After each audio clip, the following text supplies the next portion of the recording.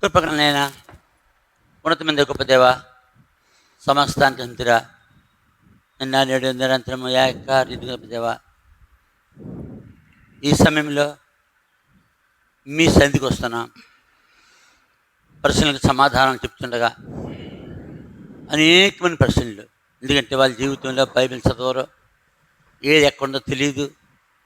అందుకని వాళ్ళు ప్రశ్నలు చేసి సమాధానాలు పొంది ఆ సమాధానంలో వారికి ఎవరైతే ప్రశ్నలు వాళ్ళకి చెప్పడానికి ఇది.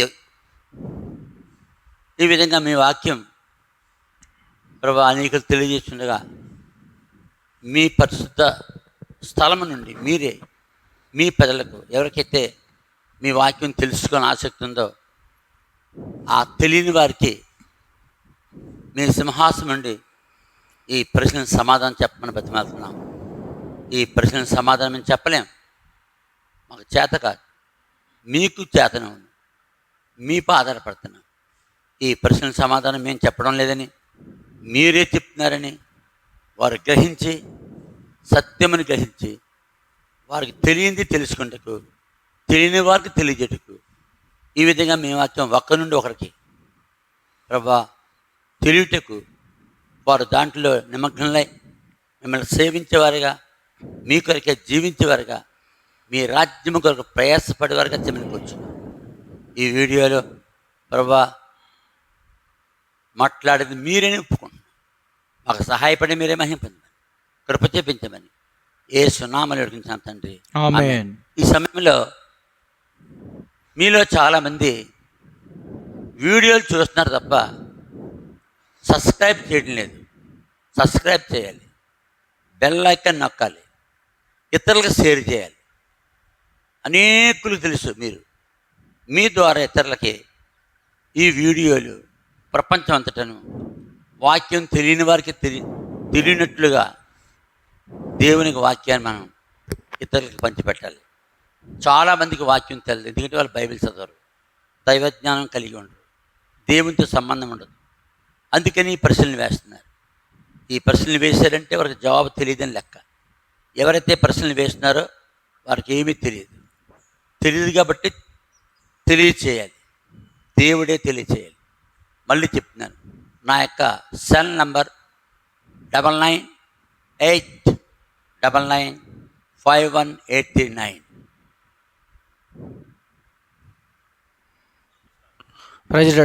ప్రజలాడు దేవుని మహాకృపను బట్టి ఇంతవరకు కూడా అనేక ప్రశ్నలకు సమాధానం చెప్పారండి. మరలా కామెంట్స్ వచ్చినాయండి ప్రశ్నలు, వాటికి జవాబు చెప్పండి. ప్రశ్న ఏంటంటే 388 ప్రశ్న, సంఖ్యాకాండం 8వ అధ్యాయము 24 నుంచి 26 వచనం ప్రకారము, సంఖ్యాకాండము 8వ అధ్యాయం 24 నుంచి సంఖ్యాకాండం 8వ అధ్యాయం తీద్దాం. 24 నుండి 26 వచనాల ప్రకారము 50 సంవత్సరాలు పైబడిన తర్వాత సేవ చేయకూడదు. పాత నిబంధన రూల్ ప్రకారం ఎవరైనా సేవ చేయాలంటే దేవుని సేవ, లేవీయులు చెప్పాడు ఖచ్చితంగా. లేవీలు సేవ చేయాలంటే లేవీ గోత్రంలో లేవీ ఎవరు? యాకోబు యొక్క మూడో కుమారుడు. ఈ మూడో కుమారుని దేవుడు తన యొక్క సేవకులను పిలిచాడు, లేవీ గోత్రికులు. లేవీకి ఎంతమంది పిల్లలు? ముగ్గురు. గెర్షోను, కహాతు, మెరారి. ఈ ముగ్గురు కూడా సేవ చేయాలి. ఏ విధంగా ఎవరెవరు ఏ సేవ చేయాలో చెప్పాడు. ఎవరు సేవ చేసినా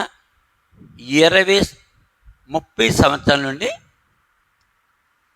50 సంవత్సరాలకి, 30 సంవత్సరాల్లో సేవ మొదలయ్యాలి, 50 సంవత్సరాలు రిటైర్మెంట్.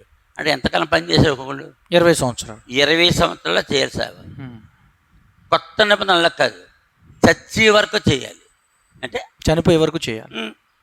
ఇప్పుడు మనం కొత్త నిబంధనలు ఉన్నాం, మనకి ఈ రూల్ లేదు, కానీ వాళ్ళకున్న రూల్ కాబట్టి కరెక్ట్గానే చేశాడు. సంఖ్యాకాండము 8వ అధ్యాయం చదువుది 24 నుంచి. సంఖ్యాకాండం 8వ అధ్యాయం 24 వచ్చింది. 25 ఏండ్లు మొదలుకొని మొదలుకొని అభిప్రాయం గల ప్రతివాడు ప్రతివాడు ప్రత్యక్ష గుడారం యొక్క ఆ. సేవలో ఆ. పని చేయుటకు రావలను. అది కాబట్టి 25 సంవత్సరాలు, 25 నుంచి 50కి ఎంత, 25 సంవత్సరాలు. 25 సంవత్సరాలు, 25 సంవత్సరాలు సేవ చేసి రిహార్డ్ అయిపోవాలి వాళ్ళు. తర్వాత అయితే ఉమ్, 50 ఏండ్లు వయసు పొందిన పిమ్మట ఉమ్, వారు ఆ పని మాని ఊరకుండవలను. పని మాని ఊరకుండా వెళ్ళిన ఊరకుండవలను. తర్వాత వారు కాపాడవలసిన వాటిని ఆ. కాపాడుటకు ఉమ్, ప్రత్యక్ష గుడారంలో ఉమ్, తమ గోత్రం వారితో కూడా ఉమ్, పరిచయం చేయవలను, కానీ ఉమ్. పని చేయవలదు. అది పరిచర్యకి పనికి తేడా కూడా చెప్పాం. పరిచర్యకి పనికి తేడా ఏంటి? పరిచర్య చేయుట, పని చేయుట. పని చేసే వారికి సహాయం చేసేవారినే ఏమంటారు? పరిచర్య. పరిచర్య చేసేవాడు, పరిచారకుడిగా. అప్పొస్తలుడైన పౌలు ఉన్నాడు, బర్నబా ఉన్నాడు. వారు దేవుని పని చేస్తున్నారు. వారికి పరిచర్య చేసేవారు ఎవరు? పౌలుకి శీల ఉన్నాడా? ఉన్నాడు. బర్నబాకి మార్కు ఉంది. అప్పొస్తలుల కార్యములు 15వ అధ్యాయం, 16వ అధ్యాయం. అప్పొస్తలుల కార్యములు 15వ అధ్యాయం. 15వ అధ్యాయంలో అపోస్తలుల 15వ అధ్యాయము 39వ వచనం. 39వ వచనం. వారిలో తీవ్రమైన వాదము కలిగినందున వారు ఒకరిని ఒకడు విడిచి వేరైపోయి బర్నబా మార్కును వెంటబెట్టుకుని వాడ ఎక్కి కుప్రకు వెళ్ళాను. అది బర్నబా ఎవరిని తీసుకెళ్ళాడు? మార్కుని తీసుకెళ్ళాడు. అతను బర్నబా ఎవరు? పనివాడు. పరిచారకుడు ఎవరు? మార్కు. అలాగనమాట. అదే హెల్పర్ అంటే పనే ముఖ్యం. ఎవరైతే పని చేస్తున్నారో ఆ వ్యక్తిదే సమస్తము.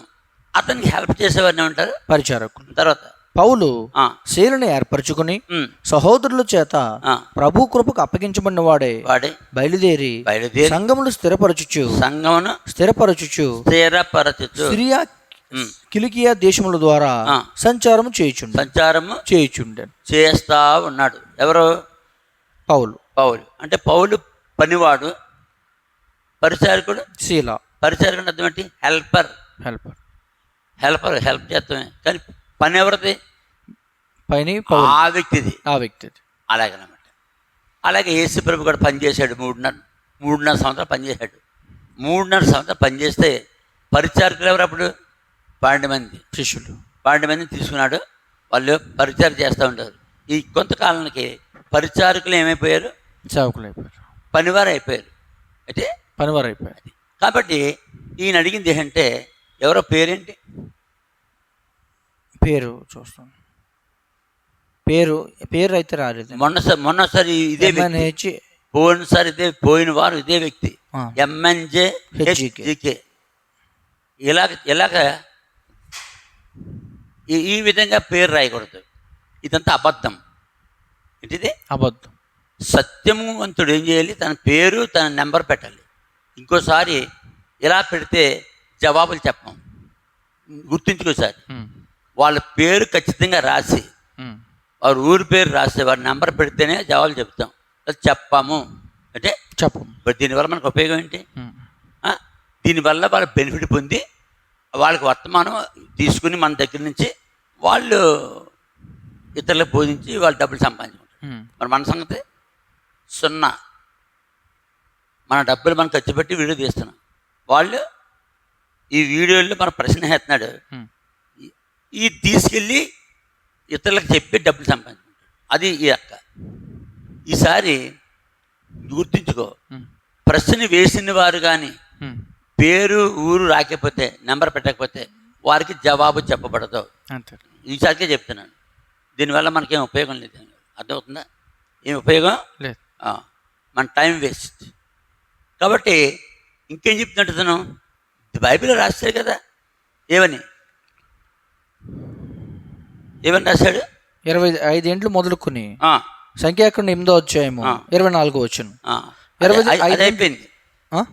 ఇప్పుడు సంఖ్యాకాండం 4వ అధ్యాయంలో ఉంటుంది. 4వ అధ్యాయము సంఖ్యాకాండం 4వ అధ్యాయం. సంఖ్యాకాండము 4వ అధ్యాయము 23వ వచనం. 3వ వచనం. 3. సంఖ్యాకాండం 4:3 30 ఏండ్లు మొదలుకొని ఇందాకేమన్నాడు? 25. 25. సంఖ్యాకాండం 8వ అధ్యాయంలో 24 4వ వచనంలో 25 సంవత్సరాలు అంటే ఇక్కడ ఏమన్నాడు? ఇక్కడైతే 30 ఏండ్లు అంటున్నాడు. ఎవరికి? 2వ వచనం.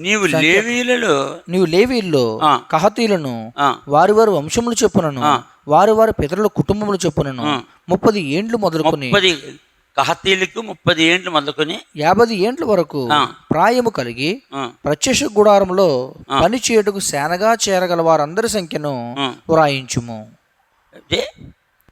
30 ఏండ్లు మొదలుకొని 50 ఏండ్ల వరకు ప్రాయము కలిగి ప్రత్యక్ష గుడారములో పని చేయుటకు సేనగా చేరగల వారందరి సంఖ్యను వ్రాయించు. ఇప్పుడు ముందు ఎవరిని పెట్టాడు? కహాతీయులు పెట్టాడు. ఎవరిని పెట్టాడు? కహాతీయులు. 30 సంవత్సరాల నుండి 50 సంవత్సరాలు. 50 సంవత్సరాలు. ఎన్ని సంవత్సరాలు పని చేయాలి? 20 సంవత్సరాలు. అంతే, రిటైర్మెంట్ అయిపోయింది. అక్కడే కహాతీయులు తర్వాత గెర్షోనీయులు 22వ వచనం. సంఖ్యాకాండం 4వ అధ్యాయం 22వ వచనం. గెర్షోనీయులను వారి వారి పితరుల కుటుంబములు చెప్పునను వారి వారి వంశములు చెప్పునను లెక్కించి సంఖ్యను వ్రాయించుము. 30 ఏండ్లు మొదలుకొని 50 ఏండ్ల వరకు వయసు కలిగి ప్రత్యక్ష గుడారంలో సేవ చేయుటకు సేనలో పని చేయ వారందరినీ లెక్కించాలి. ముందు ఎవరిని పెట్టాడు? గెర్షోనీయులు. మొట్టమొదటి కహాతీయులను పెట్టాడు. రెండోది గెర్షోనీయులు. మూడోది మెరారీలు. 29వ వచనం. సంఖ్యాకాండం 4:29 వచనం. మెరారీలను వారి వారి వంశములు చెప్పునను వారి వారి పితరుల కుటుంబములు చెప్పునను లెక్కింపవలను. 30 ఏండ్లు మొదలుకొని 50 ఏండ్ల వరకు వయసు కలిగి ప్రత్యక్ష గుడారంలో పనిచేయటకు సేనగా చేరువారందరినీ లెక్కించుము. కాబట్టి లేవీకి 3 కుమారులు. మొట్టమొదటి గెర్షోను, కహత్, మెరారి. కానీ ముగ్గురులో మధ్యోడు ముఖ్యు ఎవరు? కహతీయులు. అంటే కహత్ గోత్రంలోనే మోషే, అహరోను, మిరియం పుట్టారు. ఈ ముగ్గురులో మరల మధ్యోడు ఎవరు? అహరోన్ తీసుకున్నాడు. అహరోన్ సంతతికి దేవుని యొక్క మందసం దగ్గర, ఎక్కడ? దేవుని యొక్క మందసం దగ్గర, దాన్ని ప్రత్యక్ష గుడారం దగ్గర సేవ చేస్తారు. వాళ్ళు చాలా హైయెస్ట్ పోస్ట్. అంటే సంవత్సరానికి ఒకసారి ప్రజలందరి నిమిత్తము వారు ప్రత్యక్ష గుడారం లోనికి వెళ్ళి, ప్రత్యక్ష గుడారం లోనికి ఎవడైనా వెళ్తే చచ్చిపోతాడు. ప్రత్యక్ష గుడారం లోపల మందసాన్ని రెప్పపాటు కూడా చూడకూడదు. చూస్తే చనిపోతాడు. కానీ ఒక కహత వంశంలోనే ఎవరు? అహరోను యొక్క మళ్ళీ కుమారుడు ఎలియాజరుకి ఇచ్చాడు. మళ్ళీ అలాగే ఇస్తూ వచ్చాడనమాట ఆ వంశానికి. కాబట్టి ఈ యొక్క బైబిల్లో దేవుడు ముందు గెర్షోం పుట్టాడు, కానీ ఆఖరణ పుట్టింది మెరారి పుట్టాడు. మధ్యలో పుట్టాడు, కానీ కహతను ముందు పెట్టాడు. కహత తర్వాత గెర్షోన్, దాని తర్వాత మెరారి. వాళ్ళు ముగ్గురు ఎవరైనా సరే ఆ గోత్రం వారు ఎవరెవరు ఏ పని చేయాలి కూడా ఉంది మన దాంట్లో. వాళ్ళు కూడా ఏం చేయాలి? 30 సంవత్సరాలే మొదలుకొని 30 ఏండ్లు మొదలుకొని 50 ఏండ్ల ప్రాయం వరకు వయసు కలిగి ప్రత్యక్ష గుడారములో పని చేయుటకు సేనగా చేరు వారందరినీ లెక్కింపవలెను. ఉందా కదా? ఉందా? అక్కడే 35వ వచనం. సంఖ్యాకాండం 4వ అధ్యాయం 35వ వచనం. 50 ఏండ్ల వరకు ప్రాయము కలిగి ప్రత్యక్ష గుడారములో సేవ చేయుటకు సేనగా చేరు వారందరినీ లెక్కించి చెప్పండి లేదా? చెప్పాడు. అక్కడే 39వ వచనం. సంఖ్యాకాండం 4వ అధ్యాయం 39వ వచనం. 50 ఏండ్ల వరకు ఆ. ప్రాయము కలిగి ఆ, ప్రత్యక్ష గుడారములో ఆ. సేవ చేయుటకై ఆ. సేనగా చేరు వారందరూ ఆ. తమ తమ వంశములు చెప్పునను ఆ, తమ తమ పితరుల కుటుంబములు చెప్పునను ఆ. వారిలో లెక్కించబడిన వారు ఆ. 2630 మంది. ఎవరు మొత్తం ఎంతమంది వచ్చారంట? 2630 మంది. లెక్కిమ ఎంతమంది? 48 వచ్చిన.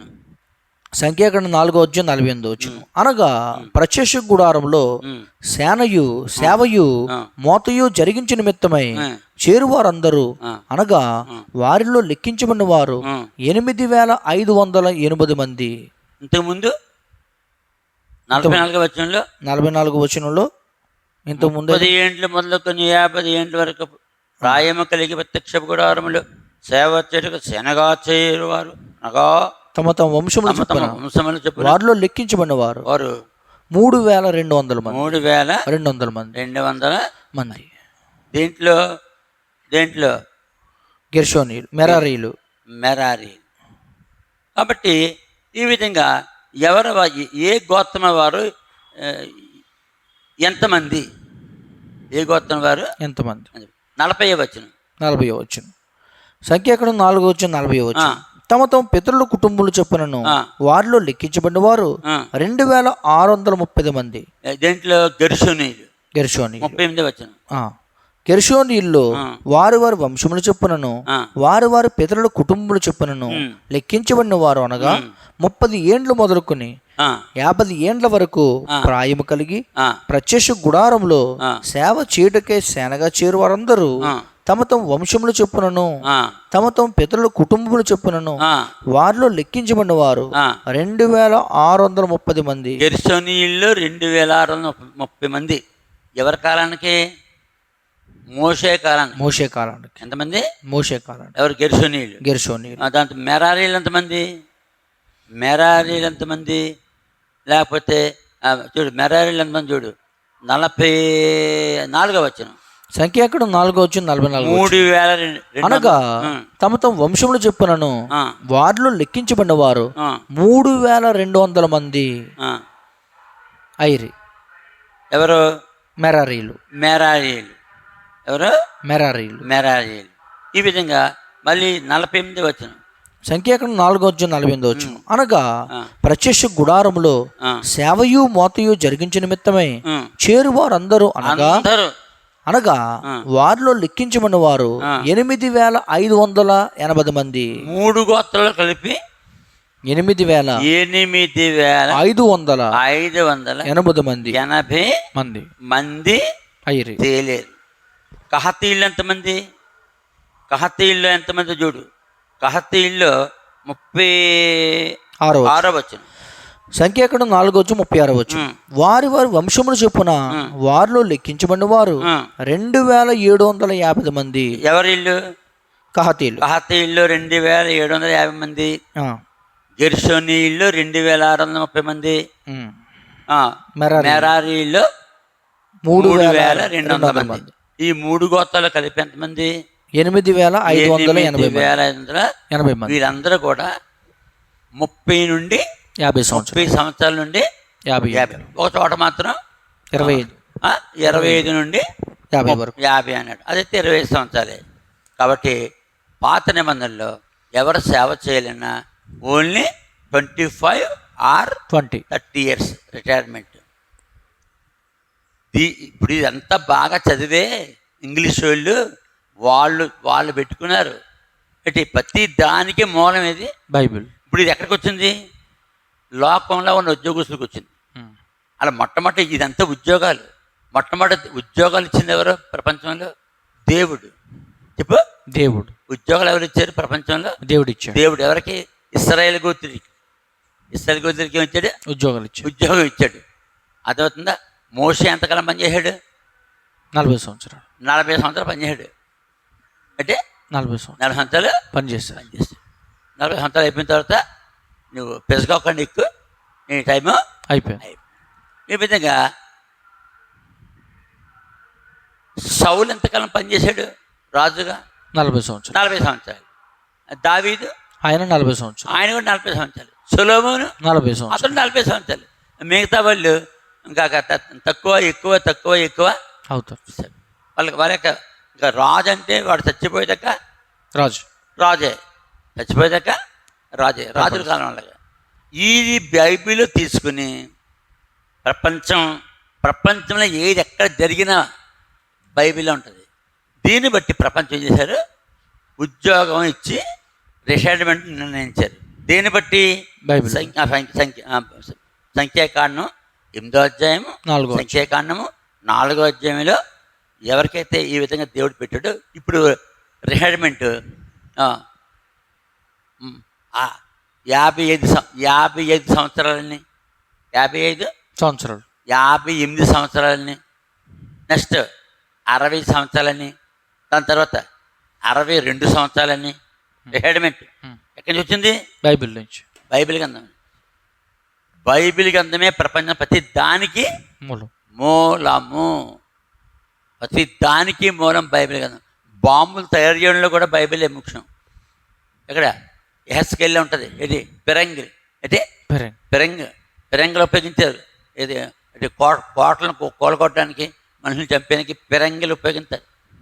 ప్రతి దానికి మూలం ఏది? బైబిల్. ఆ పిరంగిని బట్టి మిగతా బాంబులు తయారు చేస్తారు, ఒకదాని నుంచి ఒకటి. ఆఖరికి ఆటం బాంబు, న్యూక్లియర్ బాంబు,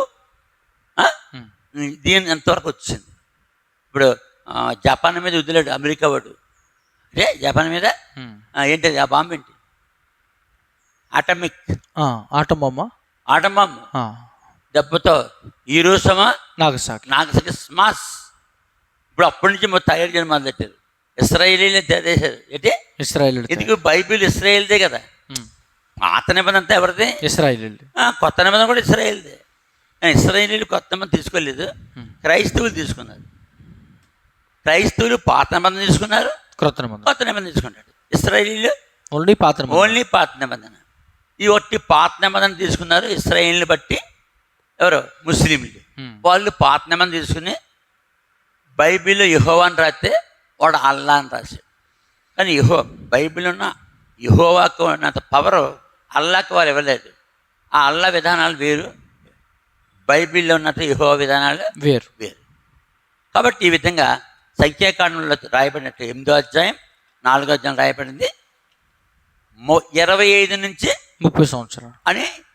8వ అధ్యాయంలో, 4వ అధ్యాయంలో 30 నుంచి 50 సంవత్సరాలు. కాబట్టి ఈ MNJ HGK ఇలాగా దాక్కుని ప్రశ్న వేయకూడదు. ఏం చెప్తుంది దీనికి? ఈ MNJ HJK అంటే ఏంటి? లోకయ్య అన్నమాట. ఒకడు ప్రశ్న వేస్తుంటే ఏం చేయాలి? అతని పేరు నేరుగా వేయాలి. ఇది నా పేరు, ఇది మా ఊరు, నేను ఈ పని చేస్తున్నాను, సెల్ నెంబర్ పెట్టాలి. అది కరెక్ట్ అయిపోయింది. ఈ విధంగా బైబిల్లో రాస్తుంది, అలాగే చేయాలి. అంతేగాని 50 సంవత్సరాలు దాటినోడు దేనికి పనిచేయడు? పరిచయం చేయడానికి. పనికి పనిచేయడు, పరిచయం చేయొచ్చు. పరిచయం అంటే అది బట్టి హెల్పర్ అంటే హెల్పర్. పని అంటే జాబ్. పని అతని మీద ఆధారపడుతుంది. ఆడికి ఎవరైనా సహాయం చేస్తే హెల్పర్. అది పని, పరిచర్య. ఇక్కడతో ఈ జవాబు పూర్తి చేసాం.